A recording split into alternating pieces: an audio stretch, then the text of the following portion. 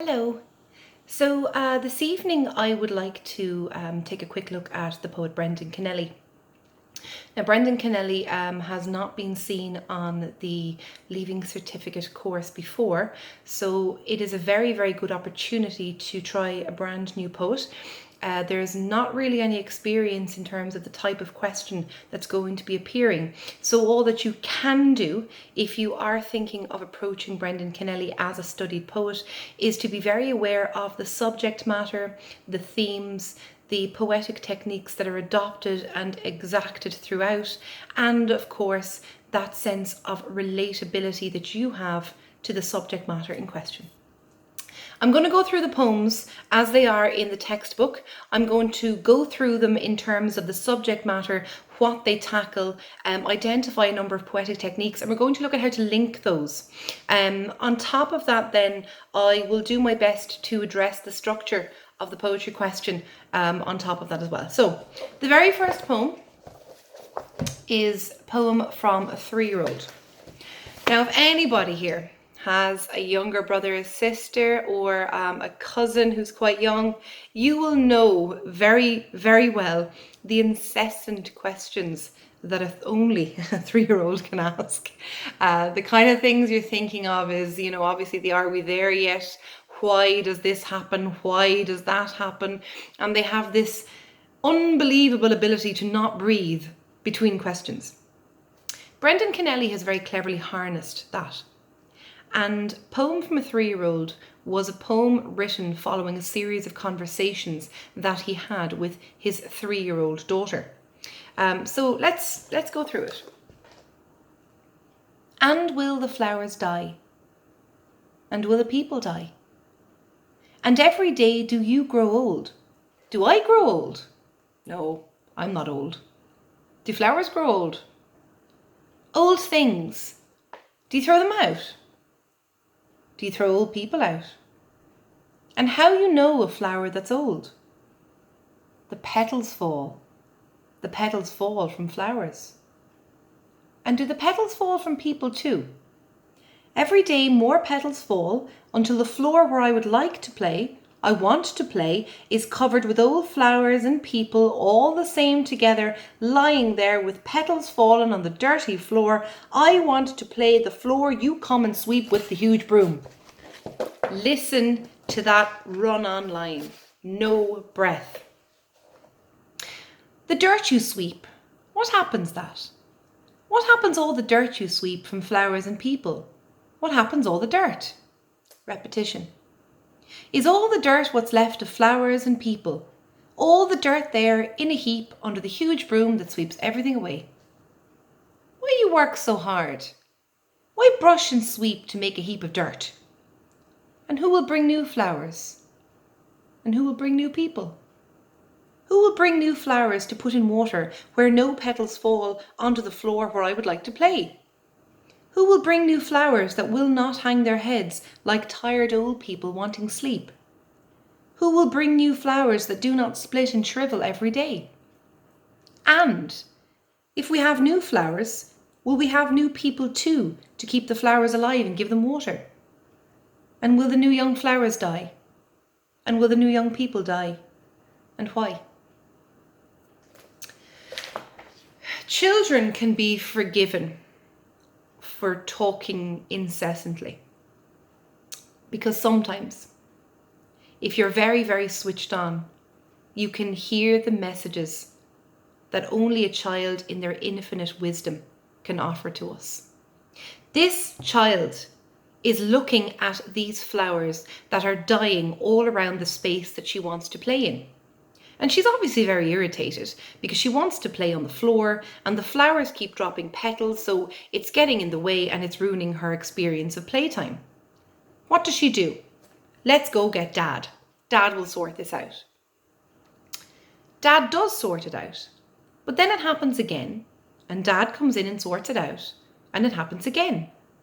And she starts to wonder, why are the flowers dying?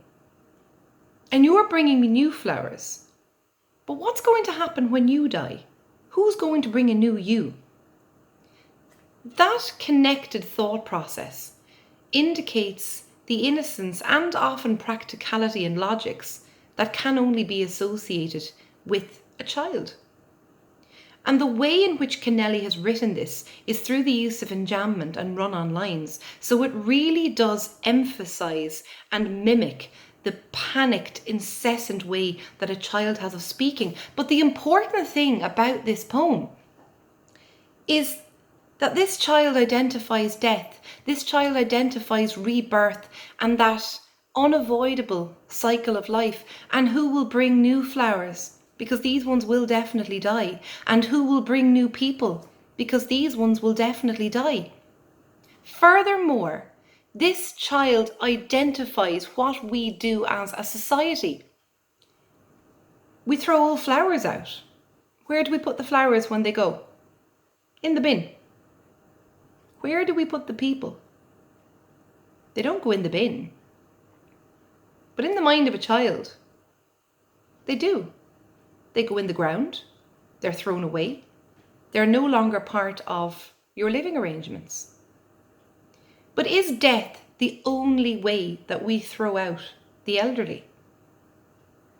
Don't we sometimes get sick of them and forget to visit? Don't we sometimes look to retirement homes or assisted living facilities? Don't we see pensioners being forced to retire, perhaps when they're not even ready? And they go from being a very useful member of society to feeling completely ostracized and useless. And furthermore, they are reduced to a weekly pension. And every single budget, that money is reduced and argued over. And suddenly, at the mere age of 66, 67, 68, you feel like a burden. And what's going to happen then? Who's going to bring new people? Through a very, very innocent series of questions, this child has identified very, very important lessons. And Kennelly gives that to us and presents that to us through the use of many, many rhetorical questions which force you to answer those in your own mind.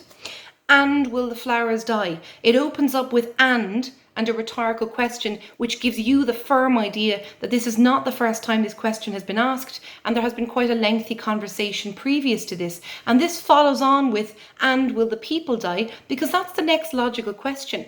If flowers can die, then people can die. And how do we dispose of everything? What happens? This child looks at the way we work. We never stop working. Why do you work so hard? Why do you work so hard if everything's going to be there in a big pile under the broom? Why are you sweeping everything up when tomorrow there's going to be a brand new pile? Why are you bothering to sweep other people up when there's going to be new people dead tomorrow? Why are you bothering to work so hard when one day you are going to be part of that big, big pile under the broom? And suddenly we realize something that perhaps that child doesn't. We work to die. We live to die. And all that we can do is strive to make that life worthwhile. The question of aging, the question of death is all put forward through the study of Poem from a 3-year-old.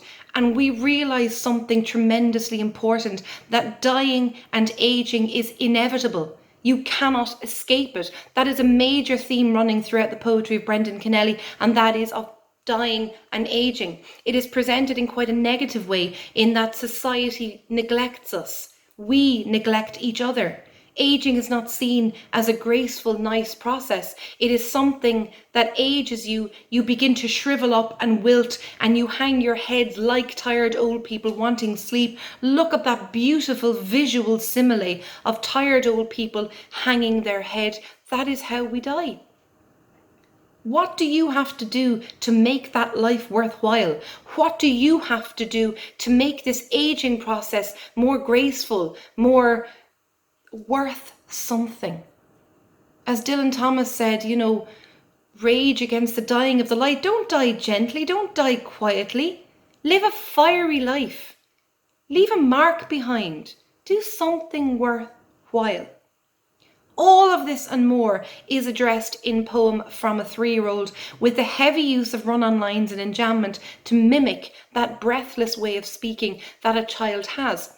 So you have rhetorical questions, you have repetition of dirt, you have repetition of the idea of dying and aging, and you have very, very strong imagery, but most of all is that idea of relatability. The rhetorical questions force you to answer these questions, and quite frankly, the answers do not paint us in the best light. So when you look at Kennelly, look at his use of language. Look at how tremendously important it is. He is a black and white poet. There's nothing hidden where Kennelly is concerned. So use that. Use that frankness. He is an Irish poet from traditional County Kerry in the 1930s. He is a black and white traditional poet who hands it all to you and says, what do you think? So let's move on to the next poem. I may have to do it in a separate video because I think I maybe stopped on this one because I'm using something different to record it this evening. So look, I'll upload this now and I'll follow up immediately afterwards with a connecting poem. Okay?